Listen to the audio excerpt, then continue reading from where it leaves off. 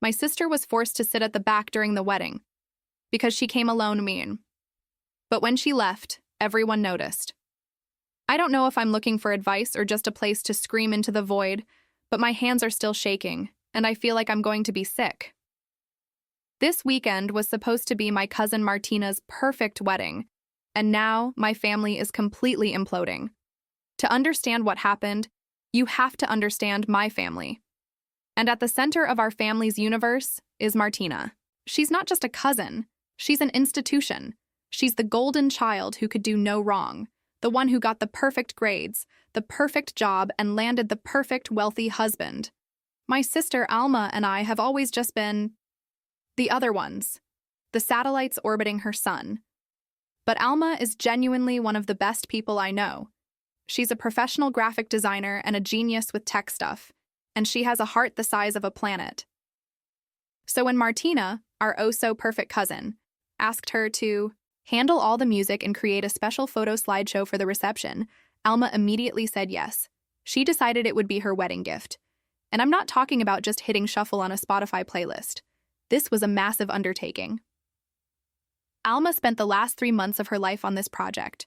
She curated over 10 hours of music, creating distinct vibes for the cocktail hour, dinner, and the party. The slideshow was her masterpiece. She spent weeks digging through dusty albums, scanning hundreds of old, faded photos of our grandparents, of Martina as a kid, of her and her new husband. She edited old home video clips, timed every single transition to specific songs that held meaning for them, and polished it until it was a professional-grade, deeply personal tribute. It was thousands of dollars worth of work, a gift she was pouring her entire soul into, all for free. The wedding itself was in this ridiculously opulent old hacienda outside of Sevilla, Spain. Walking in felt like stepping into a movie set. The hall was all gilded ceilings and marble floors, and the air was thick with the scent of old stone, expensive perfume, and what must have been 10,000 white roses. It was beautiful, in a cold, intimidating way. But underneath all the performance of elegance, something felt brittle. Everyone was dressed in their absolute finest, holding champagne flutes and flashing these thin, tight smiles that didn't quite reach their eyes. It felt less like a party, and more like an audition. The pressure to be perfect was suffocating, and I could feel a familiar knot tightening in my stomach. This was Martina's world, and we were just extras. This obsession with optics isn't new. For Martina, life isn't something you live. It's something you stage. Every vacation photo is professionally edited, every Christmas dinner is color-coordinated, and every interaction is weighed by how it will look to an imaginary audience. We've all learned to play our parts in her production, but it's always been exhausting. I remember a wedding planning call a few months back. Alma and I were on speakerphone listening to Martina spiral because one of her bridesmaids got a visible tattoo on her forearm. "It's just going to clash with the soft pastels of the dresses," she'd lamented, dead serious. "Can't she just cover it up for one day?" We didn't say anything, but Alma and I exchanged a look over the phone that said everything. It was never about the person. It was about the picture. Later in that same call, she was agonizing over the seating chart and complained that a friend from work was bringing a +1 she'd never met. "What if he dresses poorly?" she'd whined. Then she paused, looked directly into the camera at my sister, and said with a sickly sweet smile, "Well, at least with you, Alma, we don't have to worry about a random, tacky +1. It simplifies the seating arrangement so much." I saw the flash of hurt in Alma's eyes before she forced a laugh and said something self-deprecating to move the conversation along. It was a classic Martina move, a compliment wrapped around a razor blade, meant to remind you of your place. That's the unspoken rule in my family, and Martina is its most devout enforcer. Your worth is directly tied to your relationship status.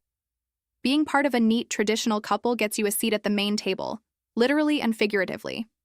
Being single, especially over 30 like Alma, means you're seen as incomplete.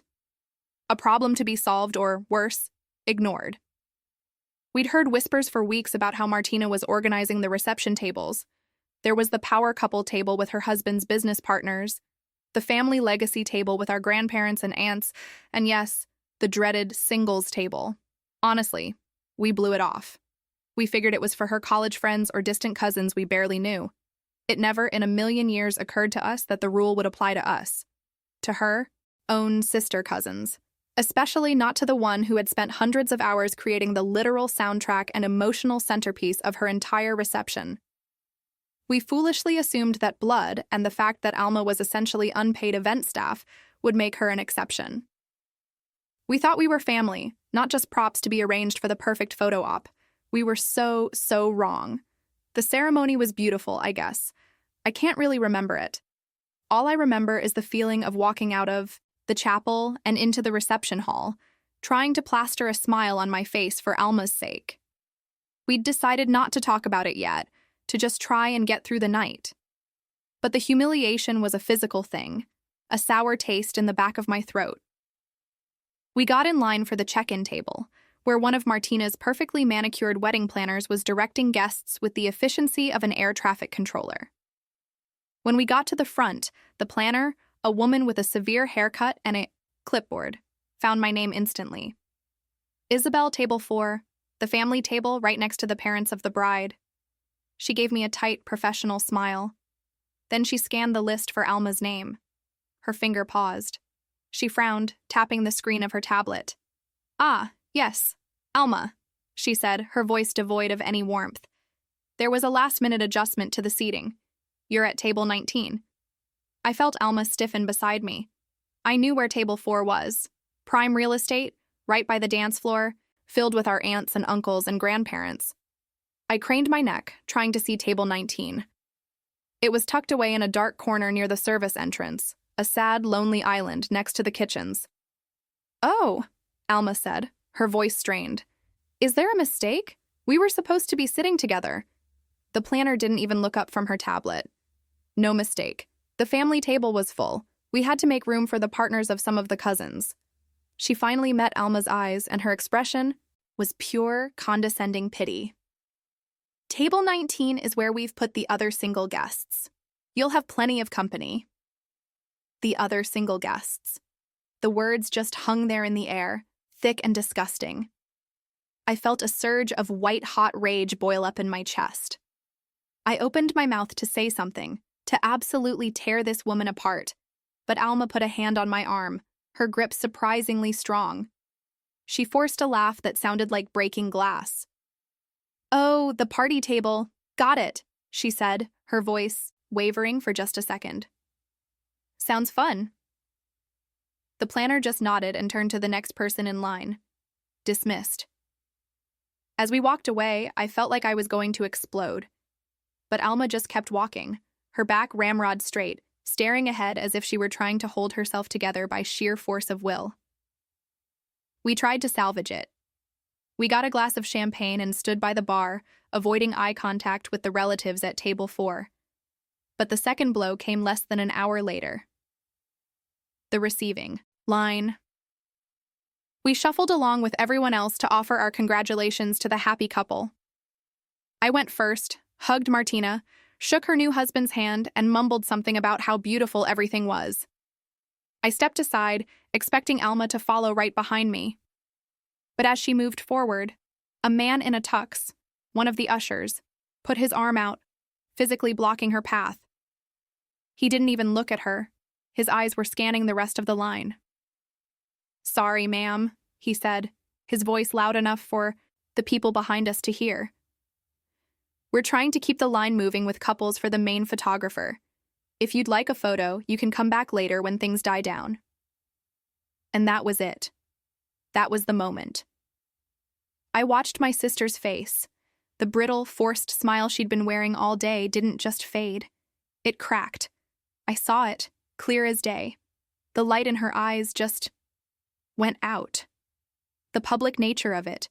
The casual way she was shoved aside like she was an inconvenience, a solo problem, gumming up the works of Martina's perfect photo op. It broke something in her. She didn't say a word. She just gave a tiny, jerky nod, turned around, and walked away from the line, her shoulders slumped in a way I'd never seen before. I stood there, frozen, watching her go. The rage was gone. All I felt was a cold, terrifying clarity. This wasn't an oversight. This was a statement. and the night was far from over. I found her in a small stone corridor that led to the gardens. The music from the eye.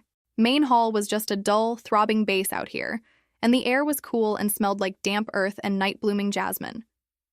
She was backed into an alcove, her arms wrapped tightly around herself, staring at a crack in the plaster wall as if it held all the answers in the universe. Her shoulders were shaking, but she wasn't making a sound. My heart shattered. I wanted to storm back in there, grab the microphone, and tell everyone exactly what kind of cold, calculating person my cousin was. I wanted to scream. I wanted to flip a table. "Alma," I whispered, touching her arm. She flinched. "Let's just go home," she said, her voice thick. "We can slip out. No one will even notice we're gone." "Like hell we will," I hissed, my own voice shaking with a fury I could barely contain. "I'm going to go talk to her, right now." "No, Izzy, don't," she pleaded, finally looking at me. Her eyes were red-rimmed, and her perfect makeup was starting to smudge. "Please don't make a scene. That's what she wants. She wants me to be the hysterical, emotional single girl who ruins her perfect day. I won't give her the satisfaction." She was right, and that made me even angrier. Martina had engineered this perfectly. She'd pushed Alma to the edge, counting on her to either swallow the humiliation quietly or cause a scene that would make Alma look like the bad guy. It was a checkmate. We were trapped. We stood there in the suffocating silence for a long moment, the distant party music a mocking reminder of where we were supposed to be. I leaned against the cold stone wall, feeling utterly defeated. "So we just let her get away with it?" I asked, the words tasting like ash. "After everything you did for her? All those months you spent on her slideshow? On the music she's literally dancing to right now?" As I said it, something shifted in Alma's face. The mention of the work, the gift, the labor, seemed to flip a switch. The wounded, defeated look in her eyes slowly receded, replaced by a cold, hard glint I hadn't seen before. Her spine straightened. She wasn't just a guest being humiliated, she was an unpaid vendor being disrespected. "The music," she said, her voice suddenly flat and steady. "The slideshow." A slow, dangerous smile spread across my face as I realized what she was thinking.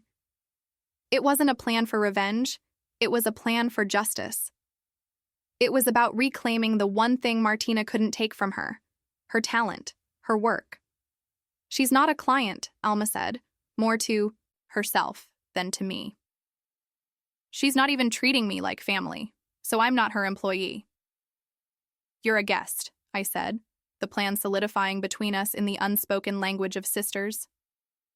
"A guest who has been asked to leave the party." "A guest is free to go home whenever she wants," Alma finished, a single, clear tear finally tracing a path through her foundation. She wiped it away with the back of her hand, not with sadness, but with a kind of finality. "And she can take her property with her when she leaves." We looked at each other, and in that moment, we were a two-person army. We needed to write a note. We couldn't just ghost. The message had to be delivered as clearly and coldly as the insult had been. I dug through my tiny clutch, past the lipstick and the mints, and found a crumpled cocktail napkin and a cheap ballpoint pen. I smoothed the napkin against the wall. "What do we say?" I asked. We went through a few drafts, whispering in the corridor. "Couldn't stay. Felt unwelcome. Was too weak. You're a horrible person. Was too emotional." We needed something that was simple, irrefutable, and tied the consequence directly to the crime. Alma took the pen from my hand. Her own hand was trembling slightly, but she held it steady as she wrote. The message we landed on was perfect. It was short, sharp, and utterly devastating. She folded the napkin into a tiny, neat square. "Okay," she whispered, her eyes locking onto mine. "Let's go get my laptop." Walking back into that gilded hall felt like walking into the lion's den. The party was in full swing now, loud and chaotic, a sea of laughing, champagne-flushed faces, completely oblivious to the silent war that had just been declared.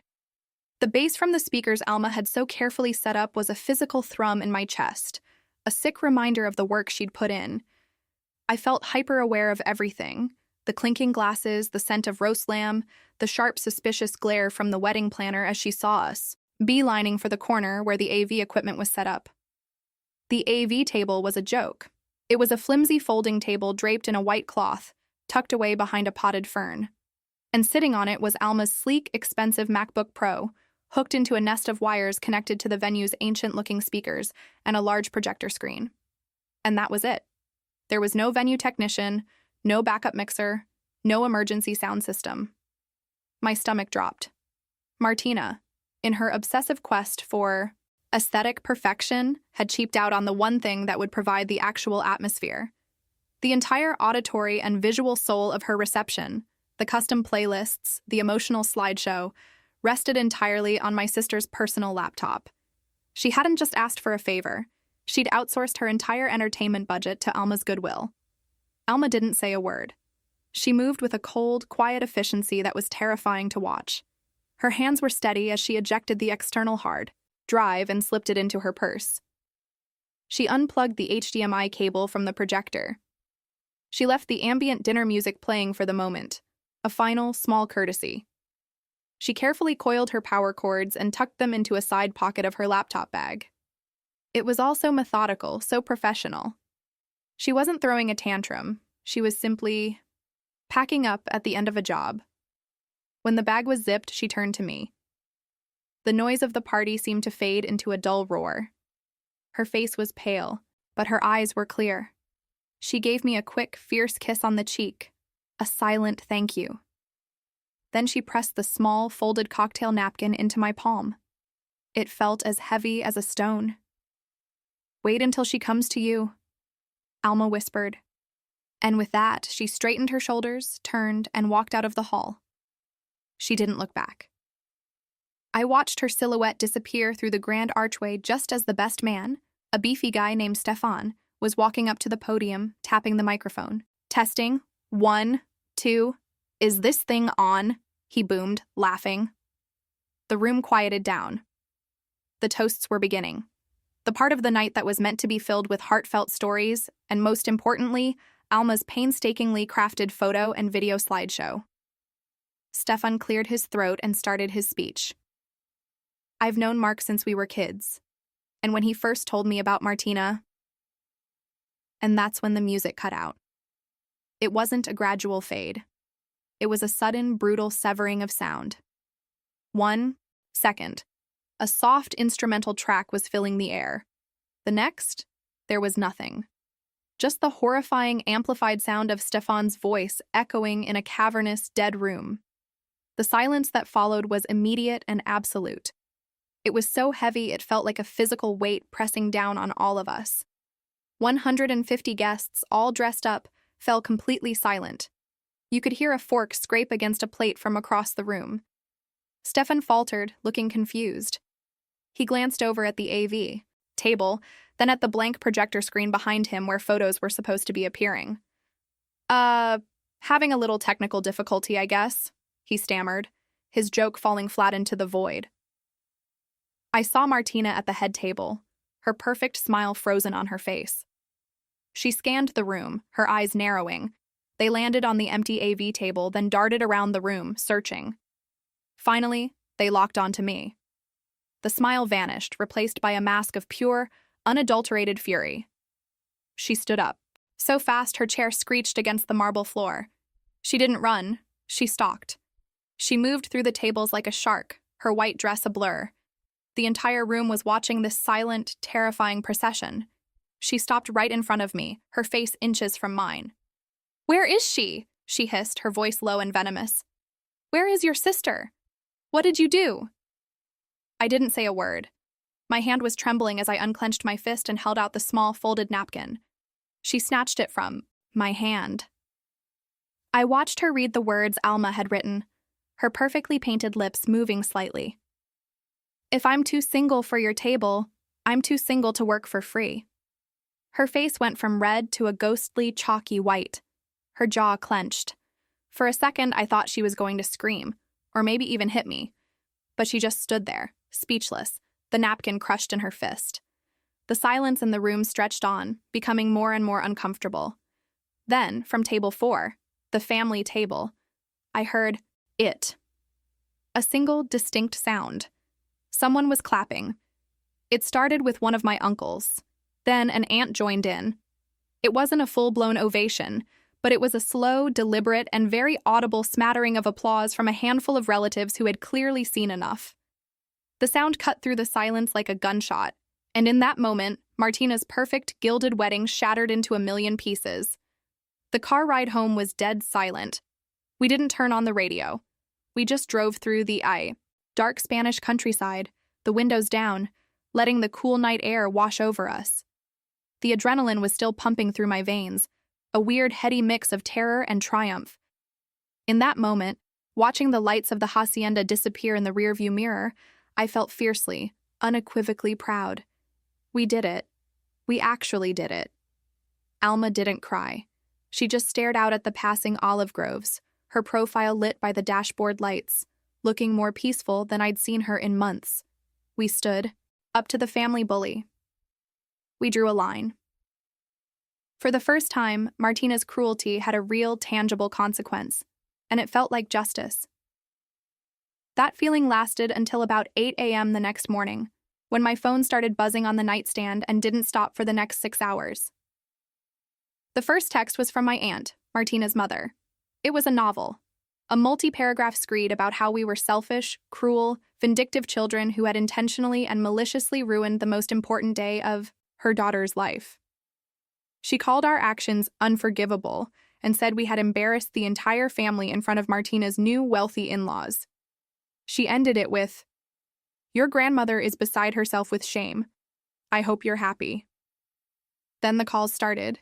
Uncles, cousins, family friends I haven't spoken to in years, all crawling out of the woodwork to tell us how childish we were. The narrative was always the same. How could we do this over something as trivial as a seating chart? They completely glossed over the part where Alma was publicly barred from the receiving line, or the years of subtle digs and humiliations that led up to it. To them, we hadn't responded to an injustice. We had just thrown a nuclear tantrum because we didn't get our way. And a part of me, the part that has been conditioned since birth to keep the peace and placate Martina, is screaming that they're right. Did we go too far? We didn't yell. We didn't break anything. We didn't make a scene. But in our quiet, dignified exit, we pulled the pin on a grenade and left it in the middle of the dance floor. We fundamentally altered the entire event. The memory of that beautiful gilded hall falling into a dead, awkward silence is burned into my brain. The memory of the shock on guests' faces, of the best man just standing there, helpless. Was that really necessary? But then I think of the other side of it. I think of the look on Alma's face when that usher blocked her like she was a piece of trash. I think of the clapping. That small, scattered applause from our own relatives wasn't just for Alma. It was a pressure valve finally being released. It was for every time Martina had made a family member feel small, for every backhanded compliment, for every impossible standard. In that moment, it felt like we weren't just standing up for Alma, but for everyone who had ever been relegated to Martina's singles table in life. You can seat people by their status, but you can't seat their dignity. It deserves a place at the head table, or it walks. I'm so torn. I'm proud of my sister for valuing herself more than my cousin's curated fantasy. I'm proud I stood by her. But when I close my eyes, I see Martina's face as she read that note. It wasn't just anger. It was a deep, profound humiliation. And I helped do that. I was her co-conspirator. Alma might have written the note, but I was the one who smoothed out the napkin for her. Does that make me an asshole? Did we have to ruin the whole thing to make our point? I keep asking myself if there was a less destructive option, but honestly, I don't think there was one that Martina would have ever actually heard. It's been 2 weeks, and the silence from Martina's side of the family is louder than any music Alma could have played. The family isn't just arguing, it's been cleaved in two. We are officially in a Cold War, and the battle lines are drawn over group chats and passive-aggressive Facebook posts. My phone is a minefield. Half of my family has completely frozen us out. Martina and her new husband blocked us on everything before their plane even took off for their Maldives honeymoon. One minute, I could see her perfectly curated Instagram stories. The next, user not found. It's a uniquely modern kind of shunning. The other half, mostly the younger cousins, and that one renegade uncle who started the clapping, have been secretly messaging us, calling Alma a legend, and saying it was the most iconic thing to ever happen in our family. They're the ones who have filled us in on the rest of the night. Apparently, after Martina read the note and we left, there was a frantic, deeply awkward 20-minute period where her new father-in-law tried to play a Spotify top hits playlist off his phone by putting it next to the microphone. The result was a tinny, distorted mess. The slideshow, of course, never happened. The toasts ended abruptly.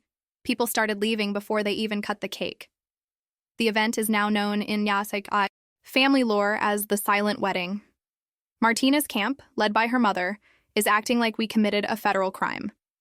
They speak of the wedding not as a party that went wrong, but as a sacred event that we desecrated.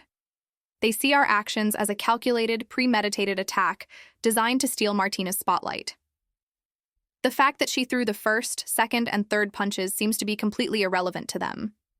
They believe Alma should have just quietly accepted the humiliation for the sake of family and keeping the peace. And that's the part that's eating me alive. I feel like I'm living in two separate realities. In one, I'm a hero who helped my sister stand up to a lifelong bully.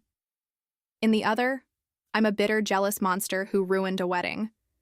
Both narratives are being pushed so hard by opposing sides of my family that I'm starting to lose track of what I actually believe. So I need to lay it all out, just the facts, for someone outside of this mess. My cousin, the bride, publicly and repeatedly humiliated my sister for being single.